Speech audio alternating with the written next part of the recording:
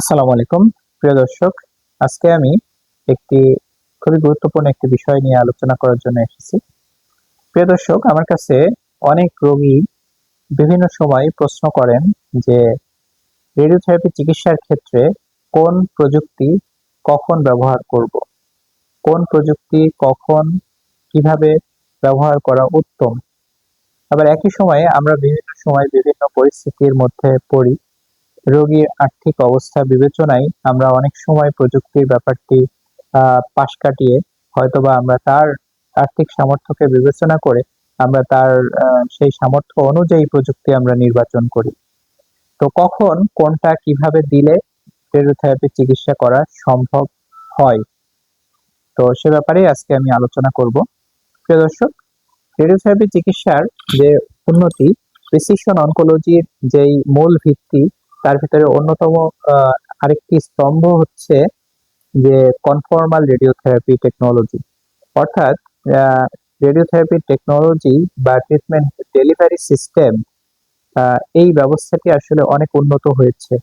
বর্তমানে বিভিন্ন প্রযুক্তির যেই মেশিনগুলো রয়েছে, উন্নত প্রযুক্তির মেশিনগুলো রয়েছে, যেগুলোকে আমরা বিভিন্ন নামে আমরা বলে থাকি।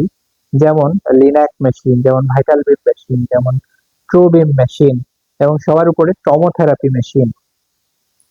তো এই যে টমোথেরাপি টেকনোলজিটা আসলে একদম ইউনিক, এআই গাইডেড। এই বিষয়টি নিয়ে আমি এখন কথা বলতে চাচ্ছি না। অন্য যে ব্যাপারগুলো রয়েছে সেই মেশিনগুলোতে আমরা বিভিন্ন প্রযুক্তি ব্যবহার করে থাকি। তার ভিতরে একদম ওল্ড টেকনোলজি যদি বলে, সেটা হচ্ছে 2D টেকনোলজি, 2 ডাইমেনশনাল টেকনোলজি, যেগুলো আমরা শুধুমাত্র প্যালিয়েটিভ ইন্টেন্টে আমরা পেশেন্টদের ক্ষেত্রে কিছু অনেক সময় দিতে পারি। যেখানে তার বোন পেইন হচ্ছে, তার সিভিয়ার বোন পেইন হচ্ছে, তখন আমরা তাকে প্যালিয়েটিভ ইন্টেন্টে দিতে পারি। এরপরে আপনার 3D সিআরটি টেকনোলজি, 3D মানে বা 3 ডাইমেনশনাল টেকনোলজি, যেটা সেখানে আমরা তাকে দিতে পারি। আমরা বিভিন্ন সময় আমরা যেমন ব্রেস্ট ক্যান্সারের ক্ষেত্রে, রাইট ব্রেস্ট ক্যান্সারের ক্ষেত্রে আমরা 3 ডাইমেনশনাল টেকনোলজি আমরা ব্যবহার করতে পারি। আর সুপারফিশিয়াল স্ট্রাকচার যেগুলো রয়েছে, যেখানে অর্গানের রিস্ক সেরকম নেই, কম, সেরকম পেশেন্টগুলোর ক্ষেত্রে আমরা ব্যবহার করে থাকি। তবে আমরা যদি বলেন যে কনফর্মাল টেকনোলজির কথা যদি আমরা বলি, তাহলে আমরা শুধুমাত্র 2টা পদ্ধতির মধ্যে একটাকে আমরা নির্বাচন করি, এবং সেই 2টা পদ্ধতি হচ্ছে ইন্টেন্সিটি মডুলেটেড রেডিওথেরাপি বা সংক্ষেপে IMRT, এবং আরেকটি হচ্ছে ভলিউমেট্রিক আর্ক থেরাপি বা সংক্ষেপে ভিম্যাট। তো এই 2টা টেকনোলজিকে আমরা সবার উপরে আমরা প্রেফার করি। আইএমআরটি টেকনোলজির মাধ্যমে নিখুঁতভাবে 7টা থেকে 9টা ফিল্ডের মাধ্যমে আমরা নিখুঁতভাবে অর্গানিক রিস্ক যেগুলো রয়েছে সেগুলোকে বাঁচিয়ে অপটিমাম ডোজ আমরা টার্গেট ভলিউম বা টিউমারে আমরা দিতে পারি। এবং ভলিউমেট্রিক আর্ক থেরাপির মাধ্যমেও আমরা একই কাজ করতে পারি। এক্ষেত্রে মেশিনটি ঘুরে ঘুরে আপনার চারপাশ থেকে রেডিওথেরাপি দিতে পারে, এবং এক্ষেত্রে আপনার অর্গানিক রিস্ককে বাঁচিয়ে আরো বেশি ডোজ ট্রিটমেন্টের ভলিউমে দেওয়া সম্ভব হয়।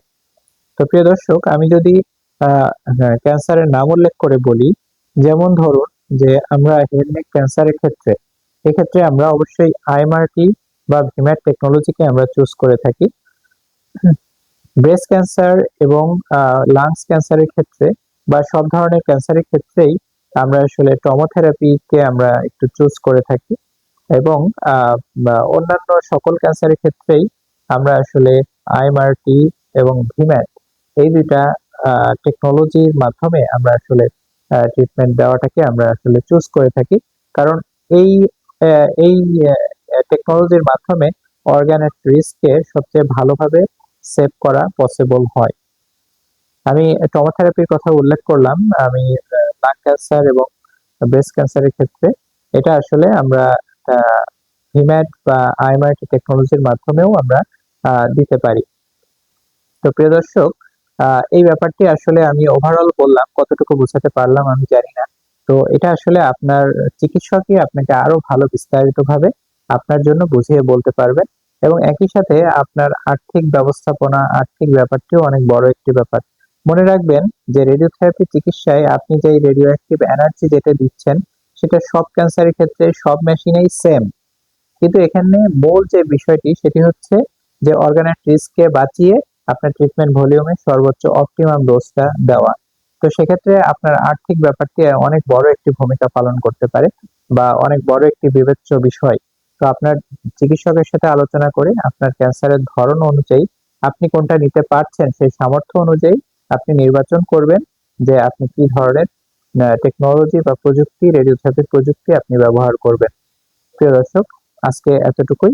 আজকে আপনারা যারা যে বিষয়টি জানলেন, আসুন আমরা নিজে সচেতন হই, পরিবার এবং সমাজকে সচেতন করি।